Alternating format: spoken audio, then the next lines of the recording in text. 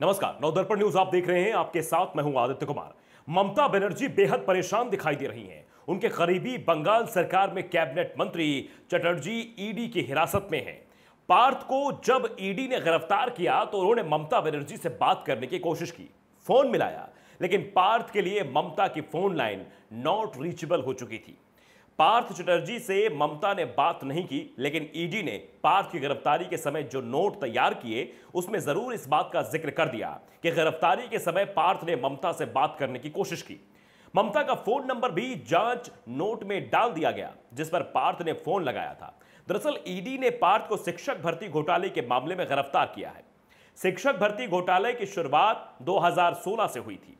यह वो समय था जब पार्थ चटर्जी बंगाल के शिक्षा मंत्री थे। पश्चिम बंगाल के स्कूल सेवा आयोग ने शिक्षकों की भर्ती के लिए परीक्षा कराई। 2017 में नतीजे आए। सिलीगुड़ी की बबीता सरकार का नाम टॉप 20 में आया, लेकिन आयोग ने यह लिस्ट रद्द कर दी। दूसरी लिस्ट जारी की गई जिसमें बबीता सरकार ने 16 नंबर कम पाने वाली अंकिता अधिकारी का नाम टॉप पर आ गया। अंकिता मंत्री परेश अधिकारी की बेटी हैं। इसके खिलाफ बबीता समेत 2 उम्मीदवारों ने हाईकोर्ट में याचिका दायर कर दी। कोर्ट ने मामले की जांच सीबीआई के हाथों सौंप दी। 25 अप्रैल और 18 मई 2022 को सीबीआई ने पार्थ चटर्जी से पूछताछ की। इसके बाद सीबीआई ने इस मामले में मनी लॉन्ड्रिंग की शिकायत दर्ज कराई, जिसके बाद मामला अपने आप ही ईडी के हाथों में चला गया। 22 जुलाई को ईडी ने कोलकाता में चटर्जी और उनके करीबियों के 18 ठिकानों पर छापा मारा। उनकी करीबी अर्पिता मुखर्जी के घर से 21 करोड़ रुपए नकद मिले। 23 जुलाई को ईडी ने चटर्जी को गिरफ्तार कर लिया और अर्पिता को पूछताछ के लिए हिरासत में लिया। ईडी ने उनकी हिरासत मांगी, लेकिन इस बीच पार्थ ने अपनी तबीयत खराब होने की शिकायत की और अस्पताल में भर्ती हो गए, जिसके खिलाफ ईडी एक बार फिर कोर्ट पहुंची और कहा कि पार्थ बीमारी के नाम पर सहयोग नहीं कर रहे हैं। अस्पताल में वो किसी डॉन की तरह व्यवहार कर रहे हैं।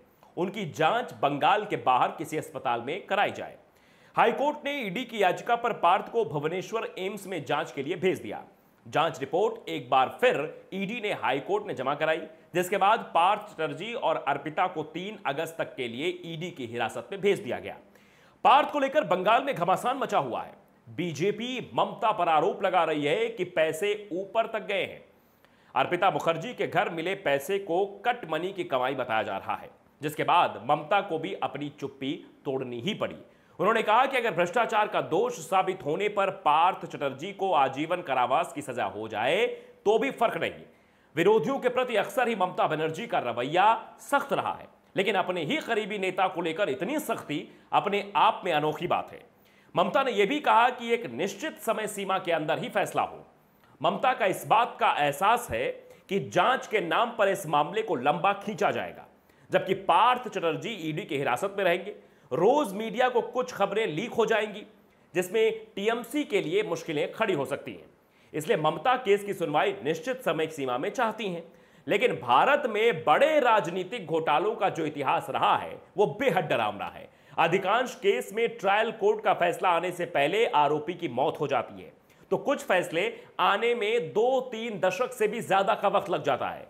बिहार में चर्चित चारा घोटाला मामले का फैसला आने में 2 दशक से ज्यादा का वक्त लग गया। कॉमनवेल्थ गेम्स घोटाला सामने आया 2011 में। सुरेश कलमाड़ी को गिरफ्तार किया गया, लेकिन उन्हें 9 महीने में ही जमानत मिल गई। 1 दशक से ज्यादा वक्त हो चुका है, अभी तक इस मामले में कोई भी फैसला नहीं आया है। लगभग 3 दशक पुराने टेलीकॉम घोटाले में अभी भी केस चल रहा है। लगभग 2 दशक बाद सुखराम शर्मा 2012 में ट्रायल कोर्ट से 3 साल की सजा मिली, लेकिन जल्द ही जमानत मिल गई। सुखराम ने इस फैसले को सुप्रीम कोर्ट में चुनौती भी दी। कोर्ट का फैसला तो नहीं आ पाया, लेकिन सुखराम उससे पहले ही दुनिया छोड़कर चले गए। ऐसे में ममता की मांग पूरी हो जाएगी यह संभव नहीं दिखाई दे रहा है, और ममता बनर्जी चाह रही कि अगर मामला खींचेगा तो मामला जितना खींचेगा उसमें उतनी ही छीछा लेदर ममता की भी होगी और ममता की पार्टी टीएमसी को भी होगी। इससे सीधे तौर पर नुकसान होगा, क्योंकि आज तक जो होता आया है कि जो राजनीतिक केस होते हैं उनमें उसी को प्रतिद्वंदी जो है निशाना बनाता है कि देखो इस केस में ये मामला चल रहा है, ये इतने बड़े घोटालेबाज हैं जिसका खामियाजा पार्टी को भुगतना पड़ता है। तो ममता चाहती हैं ये केस जल्द से जल्द समाप्त हो, लेकिन ऐसी संभावना कहीं से भी दिखाई नहीं दे रही है। तो अगर आपने नवदर्पण न्यूज को सब्सक्राइब नहीं किया है तो सब्सक्राइब जरूर कर लीजिए, बेल आइकन दबाइए ताकि अपडेट के साथ खबरें पहुंचती रहें। नमस्कार।